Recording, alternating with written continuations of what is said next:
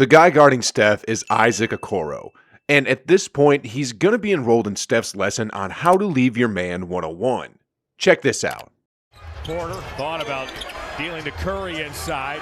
Scotto Anderson back to Curry. He's got it. I'm no math wizard, but the chef has been putting up crazy numbers to start this season, leading the way for the Dubs at the top spot of the West, and he's on his way to grab another MVP trophy. Wait, you don't believe me, do you? Well, in that case, allow me to enlighten you with some hard, cold facts and truth bombs. Here's my point. Steph does have a legit chance to win the MVP trophy because the Warriors are simply destroying the league as if it's 2015 all over again. With the recent win against the Raptors, the Warriors now racked up 15 wins with only 2 losses and currently sits atop of the West. Though the Suns are creeping in with their 12-game winning streak, their best player, which happens to be Devin Booker, is not at par if you take a closer look at the numbers. Steph is currently producing outrageous numbers for the Dubs this season, and I believe there's no doubt that Steph is the man to beat the West. Now, if you go over to the other side, the Bulls are currently leading the East with a 12-5 record, and another player that could go up against Steph in the MVP race is none other than Zach LaVine. But as you've seen in the last couple of games, they're not that consistent so far, and in fact, they got blown out on the Dubs' home floor a little while ago.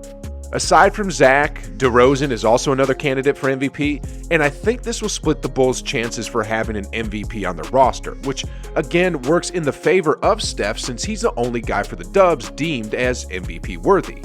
And just like D-Book, Steph beat Zach and DeRozan in almost all major statistical categories, so I think the chef will be the last man standing in the MVP race if we're going to consider this trend for all the teams and players involved. The next factor that I think will solidify his MVP case is his PER number. Though he slid down a couple of spots to the 4th with 28.62, these numbers will continue to churn as the season goes on, and there's no doubt that he'll move up the ladder based on his performance. In case you're not familiar with the PER stat line, it stands for Player Efficiency Rating, and here's its by-the-book definition. The PER sums up all a player's positive accomplishments, subtracts the negative accomplishments, and returns a per-minute rating of a player's performance. Now in this case, I do think Curry will have a tough time bumping Jokic off from the top spot because he's doing practically all the heavy lifting for the Nuggets with both Jamal Murray and MPJ out due to injuries. But again, I don't think the Nuggets will be a top 4 team in the West. And though Jokic may pile up consecutive triple-doubles every night, it might just result in empty numbers because they simply can't get enough wins even if Jokic plays hard. Moving over to the other players on the PER list, Steph's former teammate KD also has a legitimate case to win the MVP. In fact, Steve Kerr had this to say to both Steph and his former player. Yeah, no doubt. To me, they've been the 2 best players in the league so far. KD has just recently surpassed Curry as the number 1 scorer in the league. Though he has the stats and the credentials to back up his case, KD is more of a scorer while Steph is more of a Swiss Army knife that can do a lot of things at the same time. I'm not seeing KD beating Steph in the MVP race because I think Steph just does a little bit more for his team compared to KD, who's just a pure scorer. Oh, and also, Steph Curry torched KD in his own building and received MVP chants at the Barclays Center. Now, if you're going to pick the MVP based on stats and numbers alone, there's no doubt that Giannis will be the runaway winner. The Greek Freak has been hailed as the league MVP twice in the last 3 years, so there is a possibility that he can win it for a 3rd time this season. However, I'm not seeing this happening because despite his high PER and ridiculous stat line, Giannis and the rest of the Bucks are barely in the playoff picture with a 10-8 win-loss card at the moment. Aside from all this, Giannis might encounter a voter's fatigue just like what happened for LeBron since he already won 2 MVPs just recently. With all these factors as well as stats and the numbers considered, I think Steph has the strongest chance to beat the rest of the guys out of contention, plus the fact that there's no other player in the league that impacts winning like Steph, and he's currently the best player who's playing for the best team in the league right now. Speaking of which, let me show you some plays on how Curry impacts winning in all sorts of ways. Starting off with his red-hot shooting. Here's Steph dribbling with the leather with lots of time left on the shot clock. Kevin Huerter was assigned on a tough task to stop the Chef, and though you can see right here that he was able to contest his shot perfectly, can you expand this lead? Steph three. Steph still drilled the three despite having a man and a hand in his face. What makes Steph a legit threat on the offensive end is that he also can hurt you from the inside, apart from hitting those long bombs. In this play, Fred VanVleet thought Curry will just slow down and take his time. But when Curry found the gaps on the defense, he quickly put on his afterburners and attacked the lane. And as he goes up for the layup, you can see that there's 3 black shirts surrounding him, but regardless, he's still able to finish the tough deuce in traffic.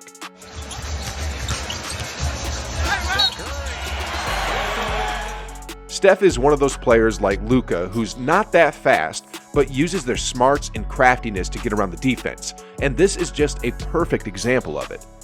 These back-to-back highlights that I just showed you showcase Steph's ability to destroy defenses when he has the ball. Now, I'll show you how Steph can impact the game with his off-ball movement and by drawing defenders. In this inbound play, Curry quickly attacked the rim as the shot clock winds down. It's his hand on a lot of basketballs, him and Gary Trent Jr.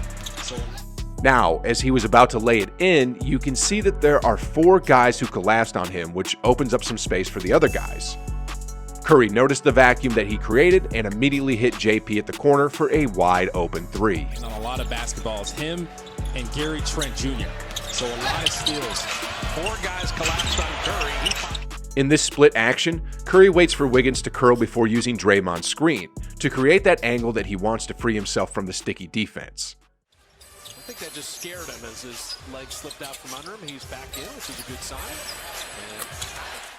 Lastly, I want to highlight Curry's unselfishness as he frequently involves his teammates on the offense so they can get their groove on.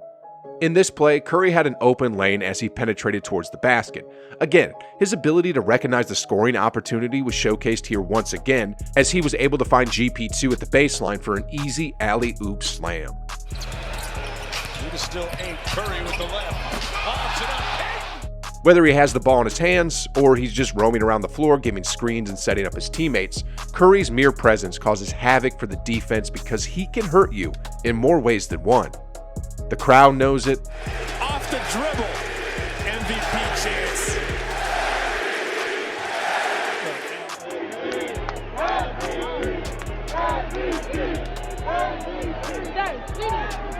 Vegas and betting sites know it. There's no doubt that Steph Curry will win his 3rd MVP award this season, and perhaps even his 2nd unanimous MVP if this magnificent run of the Dubs continues. Anyway, let's move on from the MVP Splash Brother over to the Splash Brother-in-law, Damian Lee. You might not know this, but Lee had a tough time getting to the NBA. What do I mean? Well, just click here and find out. Sheesh, you guys. When I found out what this dude had to run and claw through to get where he is now, I felt compelled to tell you all about it. So, what are you waiting for? Click the video and like always, I'll meet you on the other side.